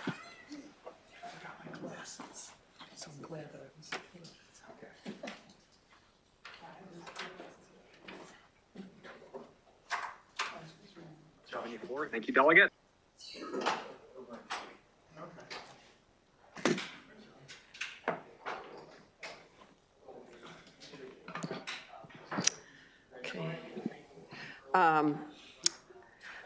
Thank you, Chair Corman, Vice Chair Guyton, and members of the best committee in the House, the Environment Transportation Committee. For the record, I'm Delegate Linda Foley, and I'm presenting HB 210, Motor Vehicles Out-of-State Drivers Enforcement, which we're calling the Out-of-State Driver Accountability Act. This kind of goes sort of with another bill we heard today, HB 249. It's along the same lines, only I would say it's a little, well, no, it's along the same lines. Anyway, this piece of legislation is modeled after a part of the DC Steer Act, which passed the DC Council in 2024. And while it has a broader mandate, the bill before our committee focuses on the ability of our state to collect data regarding the amount of out-of-state driving ticket citations issued through county and municipal automated traffic enforcement programs. Let me just say that the House did pass this bill last year, but it got stuck in the Senate. In June 2020, this committee also passed it, I should add. In June 2023, WBAL-TV investigated how many out-of-state drivers were not paying their speeding tickets from speed cameras on I-83 here in Maryland. Data from the Baltimore City Department of Transportation indicated that 43% of out-of-state drivers did not pay their tickets. To give a sense of the sheer number of tickets we're talking about, between July 13th, 2022 and March 31, 2023, about 237,000 speeding tickets were issued on I-83 alone from automated enforcement, according to the WBAL-TV study. Of these, 51,000 were for out-of-state drivers, with more than 22,000 remaining unpaid at the time of the investigation. Currently, our state does not enable uniform collection of data by MDOT, meaning data is kept in over 100 local jurisdictions across our state. This makes it hard to determine how many unpaid tickets from automated enforcement cameras exist at any given point. This bill would require each county and municipality to report each traffic violation in a quarterly report to the Vision Zero coordinator. Let me just say that there is some testimony from MML about making this data annual. From my point of view, I think annual is not frequent enough, but I think we could look at every 6 months if that makes it easier. The quarterly report will provide citations to motor vehicles registered in another state, the number of citations that have been paid, and the number of citations that are past due. In addition to the kind of enforcement that was contemplated by HB 249 that we heard today from the department, this information also helps with safety and with MDOT's tracking of safety under Vision Zero. Committee colleagues, HB 210 provides state MDOT officials with the tools and resources to ensure our roads are safer and to hold out-of-state drivers accountable. For these reasons, I urge a favorable report on HB 210, and I'll be happy to answer any questions. Thank you, Delegate. I do not see any questions. We do have a virtual informational witness, Christopher Fryman. Yes, sir. That's me. Please go ahead. Hi. Good afternoon, Chairman Corman and Vice Chairman Guyton. I am for HB 210, with the exception of, I believe in the bill itself, it talked about 21-706.1, which is your school bus camera law. When your state did pass that, since you're talking about out-of-state drivers, the the state of Maryland did not correct or adjust the operational procedures for the school buses found in 22-228. Last year under HB 200, I wrote a letter of testimony in that further explains that. You might have issues with your school bus automated enforcement on this for the fact that in 2024, the National Highway Transportation Safety Administration, NHTSA, submitted a report called DOT HS 813603. And though the NTSB and NHTSA have pushed for increased enforcement and cameras for automation on this type of enforcement, the report shows that out-of-state drivers might not know your laws in Maryland. You have 50 different states and 50 different safety rules all governing around school bus safety. There is no national standardization on how the bus is supposed to operate and so on and so forth. So thank you for your time. Thank you very much. I do not see any questions. So that concludes the bill hearing on House Bill 210. We'll turn to Delegate Kerr, House Bill 425, Motor Vehicle Administration Sleep Apnea Reporting Requirement Prohibition. Thank you, Mr. Chairman. And, oh, hello, Madam Vice Chair. I don't have any witnesses today, but I do have a bit of lengthy testimony as this is kind of a complicated issue. But I'm Delegate Ken Kerr. I'm here to present House Bill 425, Motor Vehicle Administration Sleep Apnea Reporting and Requirements Prohibition. Dr. David Alec, a Rockville dentist, was diagnosed with mild sleep apnea in 2022. Months later, he received a letter from the MVA requesting additional information about his diagnosis in order, quote, to determine your fitness to drive. In September of that year, 2022, a letter noted failure to return the required forms, which included a report from his physician, could result in the suspension of his license. At that time, Mr. Alex said, it was a big jump from a sleep study to a letter saying my license was going to get revoked. My question is, if he didn't report it, how did the MVA know he had a sleep study? It seems to me to be a HIPAA violation. But that aside, last July, I received a letter from a constituent who said, I'm writing you because I'm one of your constituents and I was hoping your office could help me with an MVA issue. My license was suspended because I have sleep apnea. I've never been or indicated to my doctor that I have been affected while driving because of it. I'm maintaining my appointments, but struggle because my CPAP makes it feel like I'm suffocating. My doctor ordered an in-lab sleep study, but the earliest available was late August. I'm committed to improving my sleep health, and I don't need the MVA breathing down my neck on something that has no impact on my driving. I don't deserve to have my life ruined over sleep apnea I'm trying to treat. Please help me. So, members of Environment and Transportation Committee, I'm here today to try and help her. At present, the Motor Vehicle Administration, under its Driver Wellness and Safety Division, states on its website that Maryland requires drivers to notify the MVA if they're diagnosed with any of a number of conditions. Among those are epilepsy, seizure, stroke, a heart condition that causes a loss of consciousness, a condition that makes the driver have dizzy spells, fainting, or blackouts, and on the very same line together, sleep apnea and narcolepsy. Going on, a history of traumatic brain injury, a hand, foot, or an arm that is absent, amputated, or has lost function that may affect ability to drive, and then schizophrenia and dementia. So it's important to note that this detailed list of self-reported medical conditions is not specified in statute, but it was established by regulation. COMAR 11.17.03.02-1 gives the authority to make these types of regulations. But I was not able to locate any supporting documentation that justified adding sleep apnea to the list of reportable conditions. In my estimation, this is regulatory overreach and deserves a legislative review.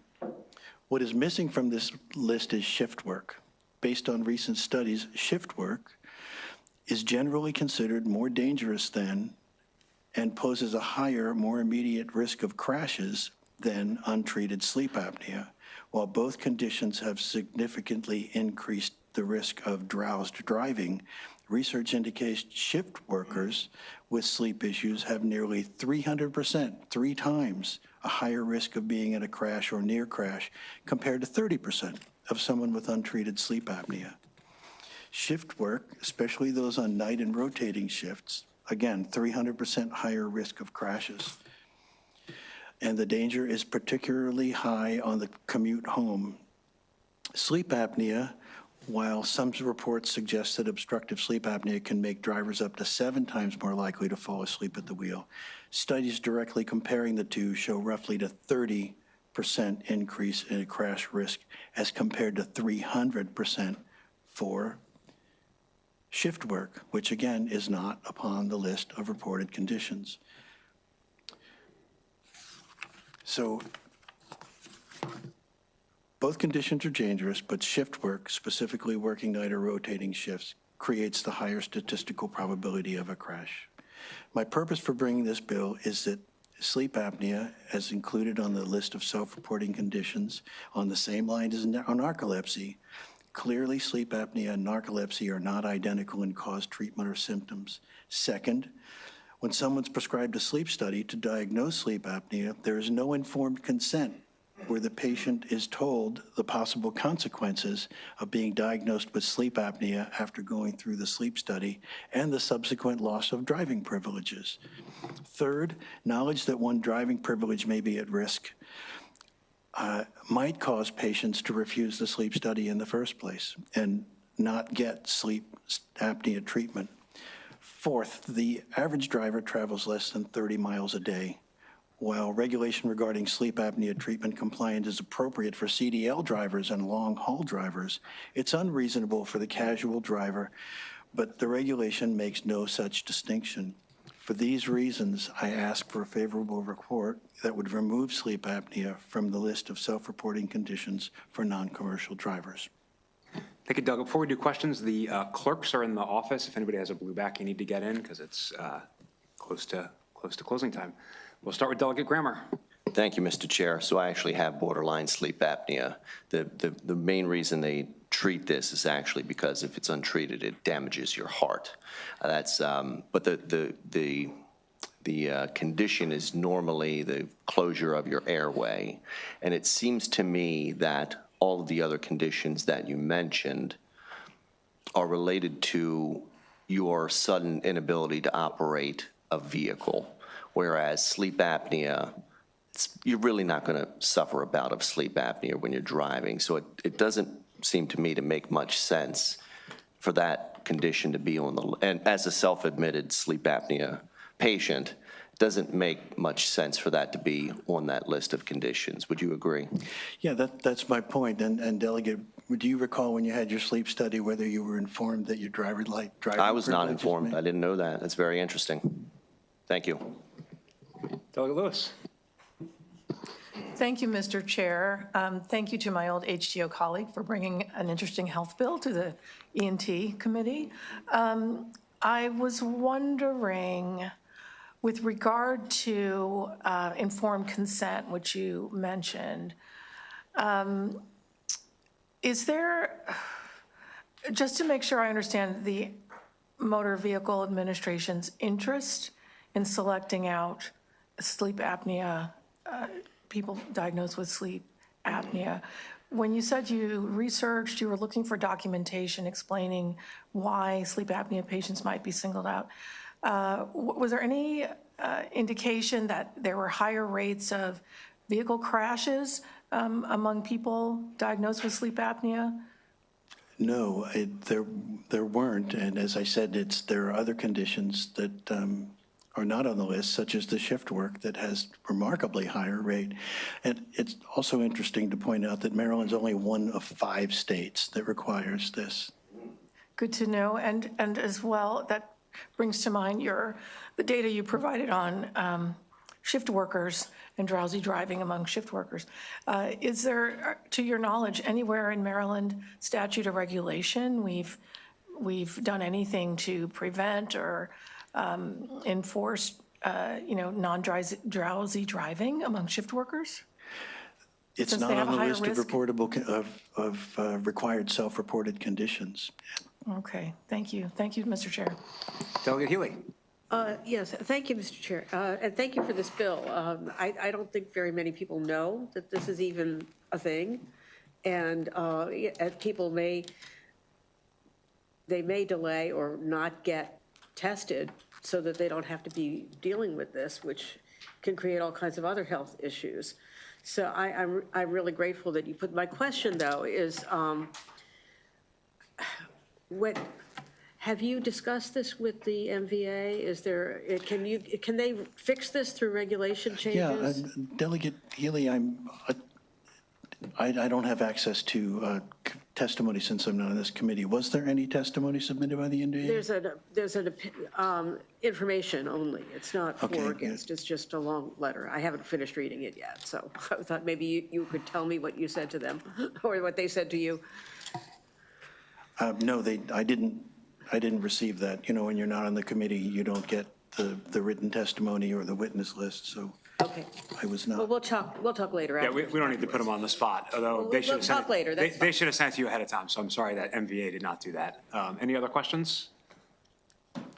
Okay, thanks for the bill, Delegate Kerr. That concludes the hearing on House Bill 425. We will turn to House Bill 302, our colleague Delegate Grammer. I think we got a preview of this on the House floor this morning, Patapsco River Toll Bridge design.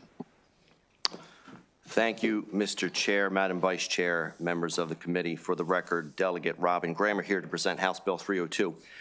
House Bill 302 requires the Maryland Transportation Authority to design and locate the entrances and exits to the new bridge over the Patapsco River to ensure that a vehicle that does not cross the bridge does not have their ingress or egress trapped by a toll. The community of Dundalk experiences a problem unique to its proximity to the Key Bridge that manifests as drivers attempt to find a path onto state roads. Drivers find the path of least resistance. In Dundalk, the path onto state roads leads to exit 44 onto I-695. Dundalk's unique problem is that this exit, both the ingress and egress, is placed behind a toll. Put yourself in the driver's seat. What would you do if you had to pay a toll just to enter or exit a state road? If you were like most people, you would cut through the community and go to the next exit. And this is what happens in Dundalk. The community in question is the most residentially dense part of my district. This is a decades-old problem. The problem is exacerbated by our adjacency to the Port of Baltimore. With regularity, commuter, commercial, industrial, and heavy truck traffic can be found cutting through small county community roads in order to find the next exit. The problem is further exacerbated with the rise of Trade Point Atlantic. The problem is further exacerbated by the fall of the Key Bridge. I'd like to briefly walk through, I've provided the committee with a couple pages here to demonstrate the problem. The first page is generally eastern Baltimore. You see Baltimore City on the left and Baltimore County on the right. On the second page, this illustrates the flow of traffic going down Broning Highway over Authority Drive. It passes under the easternmost part of the Key Bridge and back in a northeasterly direction, which places all traffic squarely behind a toll. On the third page, you'll see it's the page with the red arrows. This is how traffic tends to travel to avoid the toll facility. And when I say traffic, I mean all traffic. People going to work, people coming home from work, industrial traffic, big trucks. They go to the next exit to avoid the toll, and they cut through the dense parts of Dundalk. Page 4 illustrates some of the problems that we see. This is a truck coming out of the port, destroying a tree in somebody's yard. Page 5 is Broning Highway. A car got into a collision with a truck that frankly, shouldn't be in that location. This is the green tractor trailer is some of the industrial traffic coming out of the Port of Baltimore. And lastly, this is a problematic intersection on Solars Point Road. This is two different trucks at two different times destroying the same part of county infrastructure. So the real problem here is we don't have a great route for people to get from point A to point B. Point A tends to be the Port of Baltimore. Point B tends to be Trade Point Atlantic. But for a lot of people, it could be going from their home to work, to school, to some point proximate. So with that, I'd be happy to take questions, and I'd ask for a favorable report on House Bill 302. Great, thank you. We'll turn to Delegate Lewis, or sorry, Delegate Fraser-Hidalgo, I apologize. Thank you, Mr. Chair. Delegate, is this for lack of a better term, is this a retread from about 9 years ago? We've brought this bill several times in an attempt to get a solution for this issue, yeah. And what was the disposition of the previous engagements? So MDTA continues to be opposed, and we've never actually got an opportunity to really work with the committee to find an issue here. And I'll be clear, if we can't pass the bill as drafted, I do think there's a way to deal with this problem. I think, you know, the people of Dundalk are looking for a solution, frankly, just to have equitable access to state roads. So if the solution can't be the one on the paper right now, I would hope as a member of the committee to have an opportunity to work on that. All right, thank you. Delegate Jacobs. Thank you, Mr. Chairman. And Delegate Grammer, I know you've had this in here a few times. We definitely looked at it. I know it's a problem. I hear it from some of my colleagues that live over that way. Yeah. So, you know, the authority mentioned it has toll plans, you know, discounted toll plans, et cetera. Have you found this to be the solution? That seems to be their solution. Have you found that to be a good solution? So, and just for clarity, he's speaking, the MDTA says we have a toll plan for people to use the toll. That tends to be used by people who go over the bridge, not people, to be clear, all the folks in this area have to pay the toll, even if they don't traverse the bridge. And, you know, that tends to be the solution for people who travel the bridge with regularity. The bigger problem is that traffic in general is not homogeneous. It's not just trucks. It's not just heavy industrial traffic. A lot of it is commuters, and they're A-okay with zipping through the community and causing a nightmare during peak travel times just to avoid the toll. So because the traffic is not homogeneous, it could be local at the port, they could be pulling from the port and going to a different state. Someone could plop in a GPS and suddenly you find a tractor trailer in the middle of a community. There's just not a way to say we're going to have a toll plan and then people have a different option. So unfortunately, using the toll plans as a way to decrease the toll burden isn't a great solution. We need an option, frankly, for people to get quickly to where they need to go on a state road. Thank you. Thank you. So Delegate, you've obviously had this issue for a very long time. We've talked about it before. MDTA always comes back to the same thing as we're in charge of that stretch of road, that's why we toll it. Do we have an opportunity right now to make them not in charge of that stretch of road, given what happened with the Key Bridge? Like, could State Highway or your county be in charge of that stretch so that the toll could be moved and they wouldn't be responsible for maintaining that area? That's a great question. So what the Maryland Transportation Authority says is we are in control of the bigger, not just the bridge, but the area for which they have the authority. Could the county or SHA take authority of the area in question? I don't know. I'm going to need the help of the committee. If that is the solution, that is a solution. If we take it out of the MDTA authority into someone else's authority, I think that's a great opportunity. Is that possible? I'm not sure. Yeah, I mean, it just might be worth me talking to them, especially right now, given that there's a little bit of a change in the status there. So just something to think about, okay, in addition to other work on the bill. Delegate Baker? Yes, thank you, Mr. Chair. I thought I heard you say that if things would have to be changed, you would be willing to work and you would be good with that? Yeah, and that's the struggle of the bill. You know, we've had this for many years. We've never really worked it though. And if it's a matter of amendment, if it's a matter of bringing the stakeholders to the table and saying, look, we're going to find a solution, and working through that, I'm fine with that. You know, if we send it to subcommittee and it looks significantly different, I'm fine with that. I need some kind of solution because the issue is really a terror for the community. Yeah. And then how much are the tolls? Well, the tolls, they range from anywhere. I mean, the traffic in question, you know, I'm talking specific to the bridge. The key bridge for a regular commuter is, you know, 2-axle car is $3. It goes up to $30 for a 6-axle truck that might be traveling 3 through. over and 3 back. Yeah, and so just for clarity, when a trucker is pulling a container out of the port, it's not just they're pulling one container and they're done for the day. A truck driver usually depends on the ability to make several trips. So they're going to get dinged each way going back and forth, and they might pull 3, 4, 5 loads a day. So it's, you know, let's say it's $24 times 2 times 4. Right. And you could quickly see how for a truck driver that burden is a lot higher. Sure. Okay, thank you. Delegate Allen. Thank you, Mr. Chair. Delegate, thanks for bringing this. Obviously, I'm pretty familiar with this stretch, not as familiar as you or someone who lives in that community. But yeah.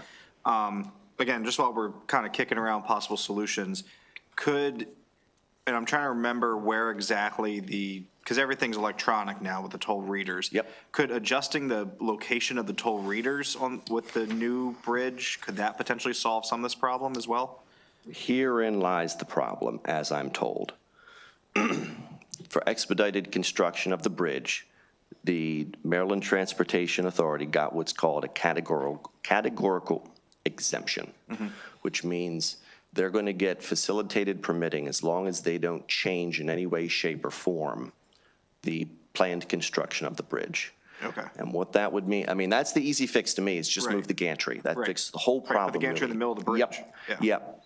So that's the easy fix. But as I'm told, because they got the categorical exemption, if they were to move the gantry, that would violate the categorical exemption agreement, and the entire process would need to restart.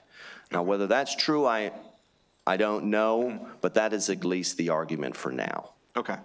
Well, that's good. That's good to know, though. We can dig on that. Thank you. Thank you, Mr. Chair. Yeah, I mean, I think some changes are permissible, so it just has to be with the agreement of Federal Highway, I think, because, for example, the bridge is going to be taller. Yep, that would be an easy one. Yeah.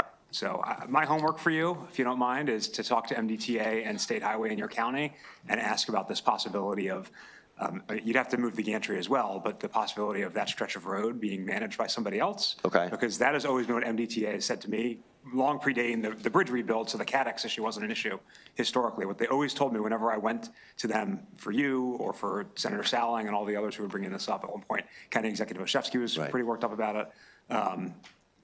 You know, what they always said is, well, we're in charge of maintaining that part of the road, so we need the toll there. If you could help me understand what that part of the road is, that would help the clarity. The part of the road these vehicles are driving on, but they're not going as far as the bridge. Okay.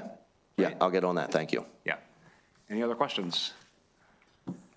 Okay, that concludes Bill hearing on House Bill 302. Subcommittee announcements. Delegate Foley, Chair Foley. Thank you, Mr. Chair. The Non-Energy Utilities Committee will be meeting at 3:15 immediately following this hearing on Zoom. And I'll also use this opportunity to remind you of the briefing tomorrow at 2 p.m., which I'll talk about again tomorrow, on the Potomac River Sewer Intercept. Thank you. Chair Lewis. Thank you, Mr. Chair. The Motor Vehicle and Transportation Subcommittee will meet 5 minutes after the Non-Utility Subcommittee meets. So please watch your emails, texts, and listen for reminders about our start time. Thank you. 5 minutes after they stop. All right, everybody work hard in subcommittees. Thank you.